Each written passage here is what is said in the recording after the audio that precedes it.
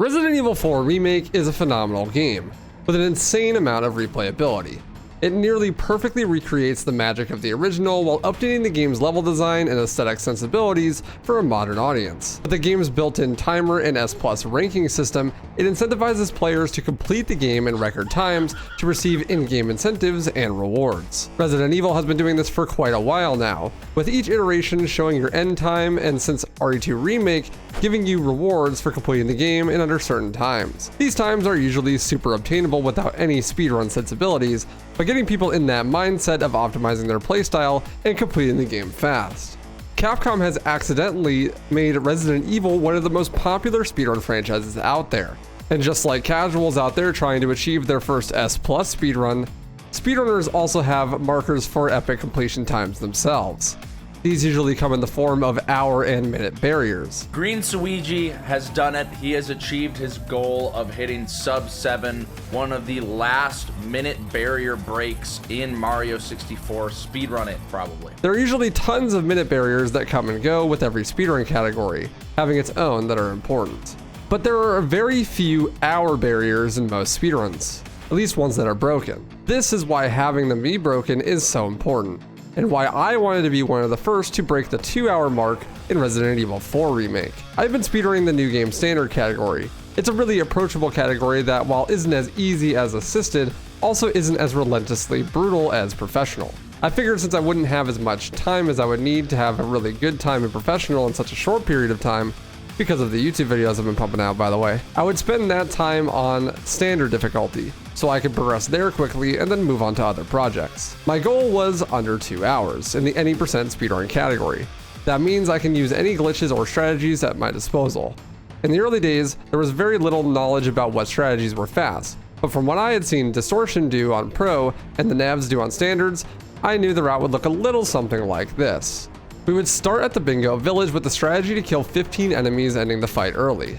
We achieved this by John Wick roundhouse kicking the villagers until we got 7 kills.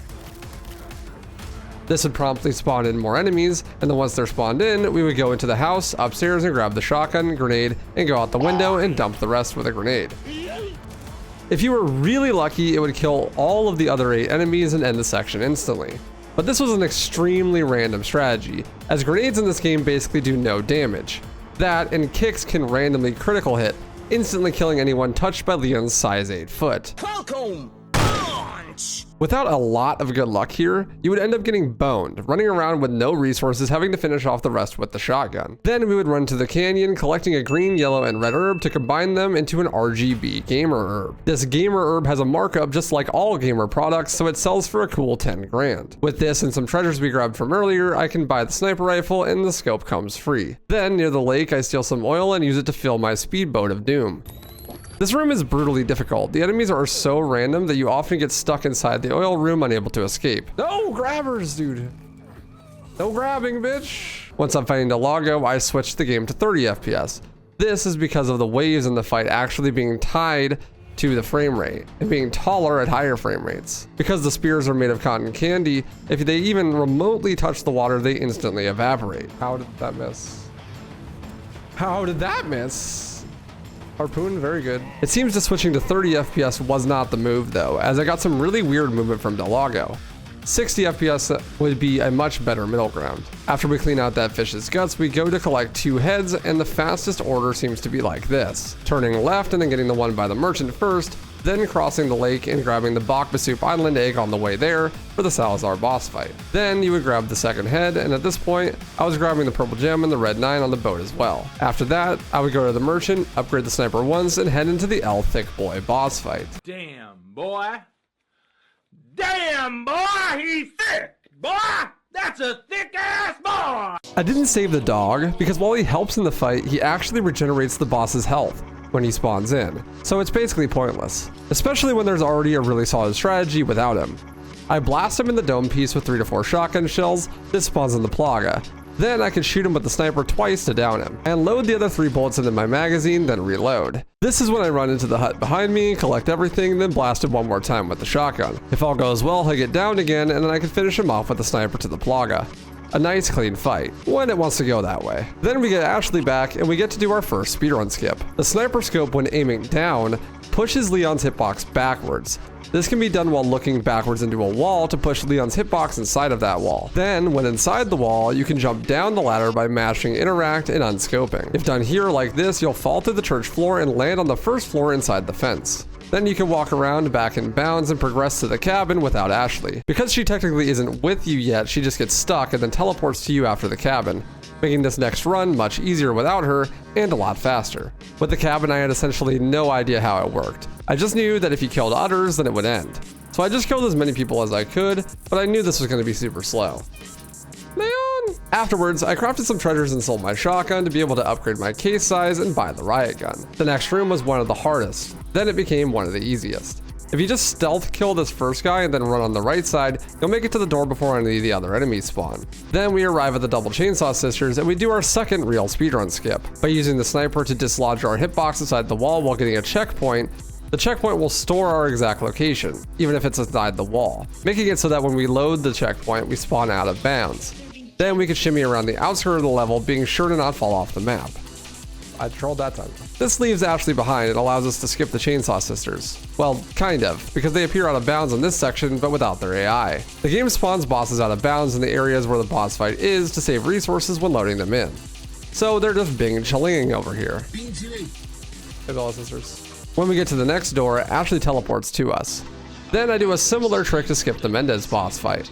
By going up the stairs to get a checkpoint and then back down while Leon's aiming hitboxes inside the wall, you can get a second checkpoint that loads Leon inside the wall. Then you can shimmy inside the wall past the boss fight and right to the castle, passing by Mendes on the way there. This version of the skip was actually quite hard because you can easily split back in bounds on both the right and left side of the walking path near the end.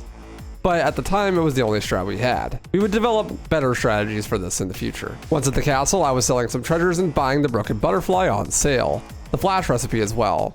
Some runners were selling the bolt action rifle and buying the stingray, but having watched a lot of pro difficulty runs, I figured this wouldn't be necessary. The first room in the castle with the catapults was by far one of the hardest sections in the game, and I had no good strategy for it. Ashley would keep getting ass blasted by the catapults and getting captured. I eventually just ended up killing everyone with the cannon. In the very next room, we do our next speedrun trick.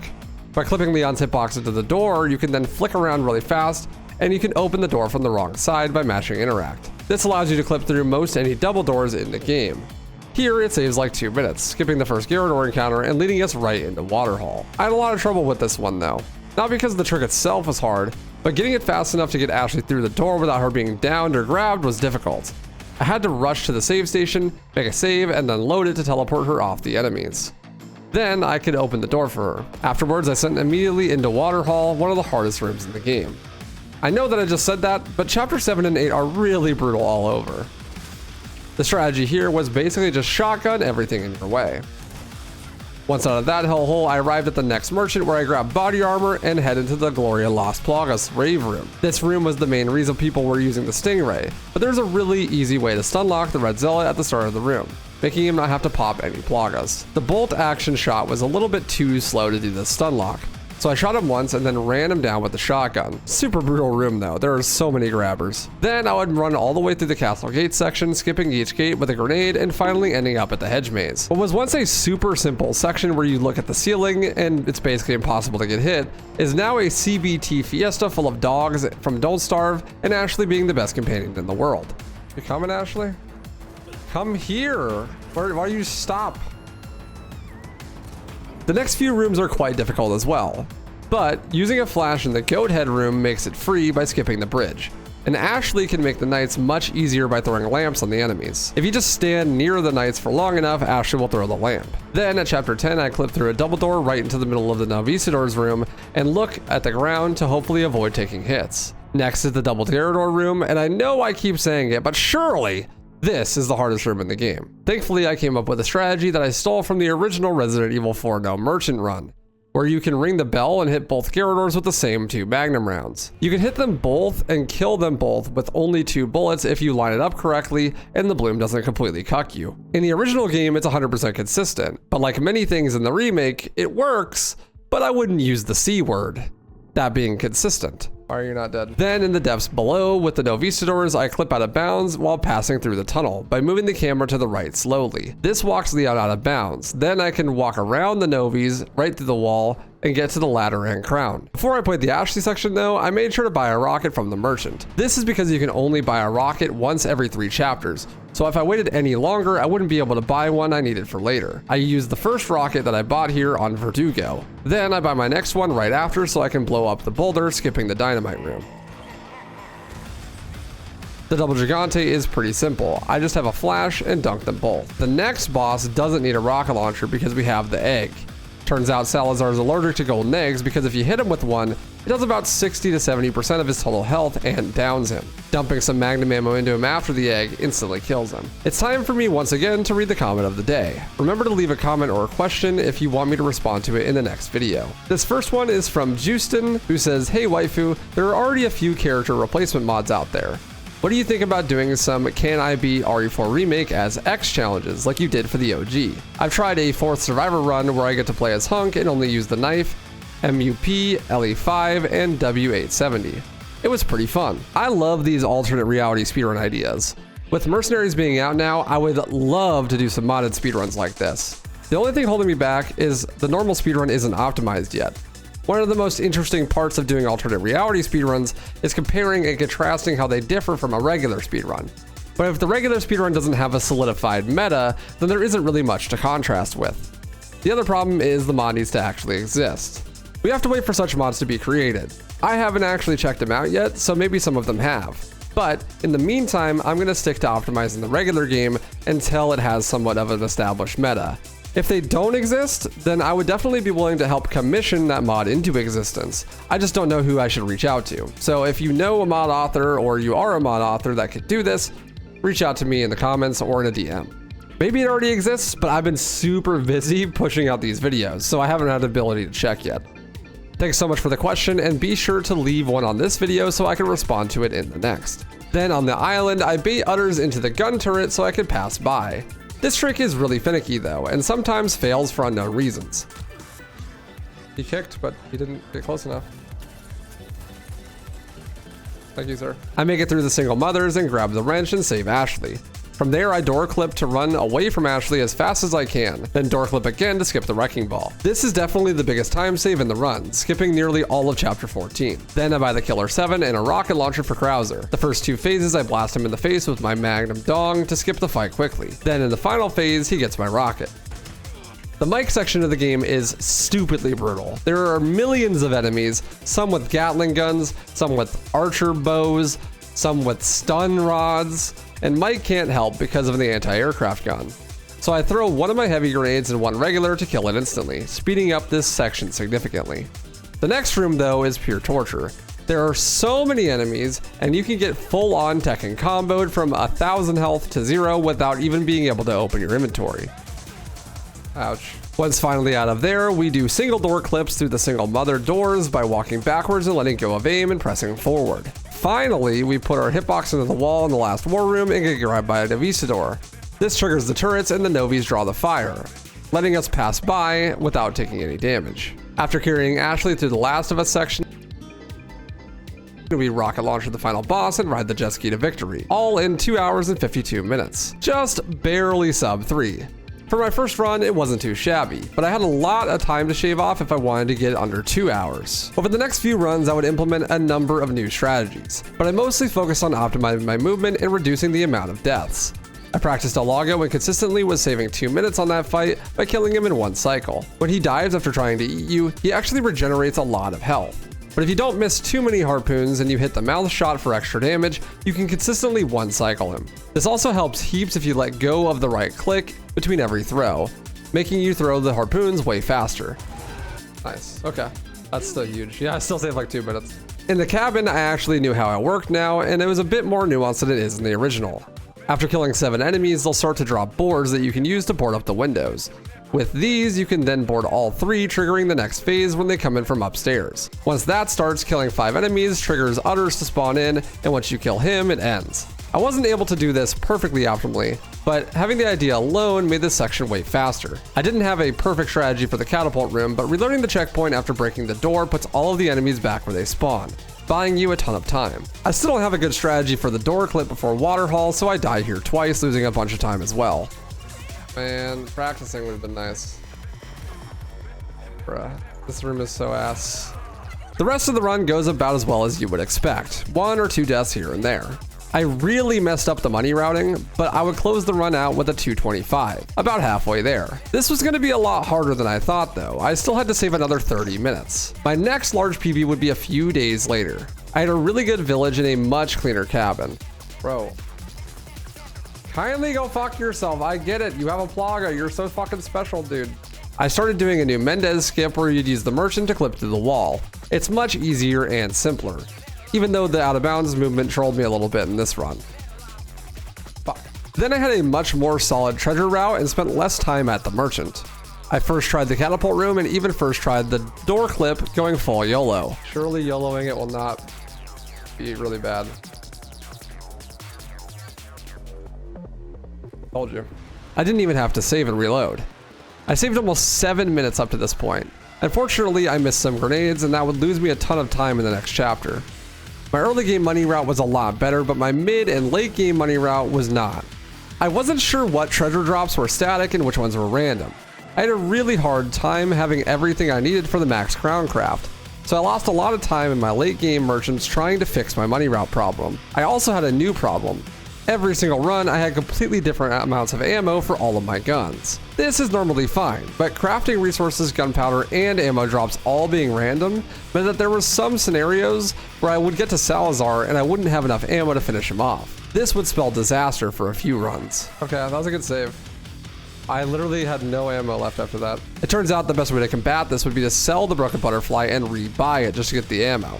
This costs only about 22,000. But with my money route being the way it was in these runs, I was barely scraping by. I had to fix the treasure route before I could do anything else.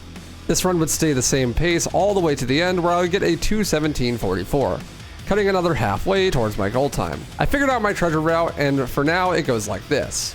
I collect a few yellow diamonds in the village, then combine them in a lamp to buy the riot gun, extra case size, and broken butterfly, which I now do all of those purchases at the castle. Then I later buy a yellow diamond and a red square from the merchant and combine 3 reds and another lamp. This allows me to buy the rockets that I need and still get the full crown craft before the double Gigante fight. The crown selling for 100,000 guarantees the rest of the money route. From there, a new skip was found and I tried to add it into chapter 15. When breaking the anti-aircraft turret for Mike, you get an autosave. So when breaking it, you can, instead of doing it right at the beginning as it spawns, get to the other side of it and then break it and set your hitbox into the wall when you get the autosave, so that when you reload it, you clip out of bounds. From there, you can walk past the double turret room entirely, skipping this whole section. It saves at least 2 minutes, but it's insanely difficult. The best part is, the part it skips is really bad and totally random. So doing this is a lot more consistent. Well, in theory. I had tried it in multiple runs in a row and have yet to get it even once. Usually I would get stunned or hit right as I'm about to get the checkpoint by the 15 million people attacking you in this room. Oh, I don't know if that was fast enough. I really hope so. I got hit like right as the fucking... Nope, it wasn't. I'll go fuck myself then, dude. I also had a completely different strategy for the village that I was doing now. Instead of just relying on kick RNG, I would go into the other house across from the shotgun and grab that grenade too and use that. On top of that, I also added a new 1-minute time save in the form of Duffel Bag Ashley. By displacing my hitbox out of bounds, I can fall out of bounds and void out. If I do it at a precise angle, I can void out and land back in bounds after doing so. This messes up your animations, and your animations being messed up breaks the Ashley carrying animation. Doing this makes you drag her around, saving about a minute in movement in this last of us section. The very next run that I would finish, using all of these strategies, would be a 2:07. It was getting closer, but I would need a really clean run to get a sub 2. The next time I started running again, I almost immediately got a good run. But once again, I was memed on chapter 15, unable to do the skip. This would be fine. I could edge out a small PB at the very least. Until the smartest Novistador ever decided to knock me off the climbable surface twice. Oh, yeah. What? There goes my PB. The fuck? What? What? There goes my PB. Fuck, dude. Novi's why? Cucked out of a PB for the first run of the day, but it ended in a spectacular fashion at least. The very next run, I would once again make some small improvements everywhere, saving another 3 minutes by the time I got to chapter 15. If I could just hit this new out of bounds trick, I could be on pace for sub 2 hours. But of course, in spectacular fashion once again, a Molotov guy throws a Molotov on me as I blow up the turret, making it impossible to aim the sniper and set up the out of bounds. I fucking hate this game. It's actually, it's so dog shit, dude. Fire grenades died for this. Then I proceed to die once in the double turret room. Okay, dude, you're in the middle of your fucking wind-up animation, you punk bitch. And I'm on fire, so I can't open my inventory because I'm on fire. You can't open your inventory when you're on fire. Go fuck yourself, streamer. Oh, what's that? You want to heal? No. You are fucked. Go fuck yourself. Then once in the war room, skip because the Novistador refused to attack me. Bro, he just literally wouldn't attack me. Then I failed duffel bag strat, losing me another minute. I live in Spain, but without the S. And I didn't get it. Let's go! Woo! Even after all of this, I still got a new PB as a 2:05:55. This would be my last run, over 2 hours though. I put a ton of time into practicing chapter 15 skip and duffel bag strats, just to ensure that I wouldn't mess it up next time. I did every contingency, killed the Molotov guy, flashed everyone else, so that when I would get there, I would be ready. On my next run, things would be going really well. So well, in fact, that I hadn't gotten hit at all by the time I got to fight Delago. That is until I got full Tekken comboed from 100 HP to 1 by these 3 villagers who have never even hit me before. Where the fuck did you come from, Granny? Where did that come from, dude? While hilarious, it was a bit unfortunate. Or so I thought. It turns out that Resident Evil 4 Remake, like most of Capcom's more recent games, has something called DA, or difficulty adjustment. Basically, the better you play, the more the game tries to bone you by making the game harder. And the worse you play, the more the game tries to push you along like a No Child Left Behind program. This combo did actually so much damage to my DA that it lowered it enough to make 0 cycling Delago possible. I killed him before he ever even charged at me, saving nearly 40 seconds. Like that! I just did it. This has some pretty huge implications for the speedrun, as I believe it's the only time that we have ever had a solid way to manipulate the DA to actually save time. Surely there will be many more instances of it in the future, but I completely on accident saved 40 seconds here because of it. After a crazy good elevator section, I would arrive at Salazar. This run got a ton of Magnum RNG drops, so I didn't have to sell and rebuy the Broken Butterfly. That saved me a lot of money and some time, guaranteeing I had a clean Salazar fight, which saved me almost 2 minutes compared to my last run, where I ran out of ammo entirely. I died once trying to pass others at the start of Ireland, losing me a minute.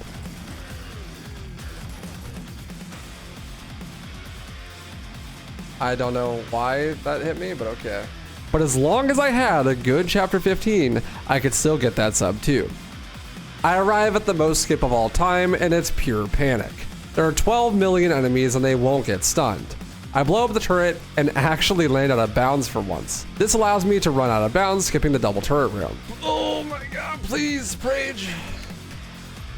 Thank fuck, okay. This should, in theory, solidify my sub 2, if I could just get duffel bag strats. I get to the Novi skip and I do it first try. It's all up to duffel bag now. But I make a massive mistake. I get the checkpoint while I'm still all the way in the wall. The strategy works by having Leon only be somewhat out of bounds. If he's too far, then I'll get stuck in an infinite loop of falling, soft locking me, and killing the run.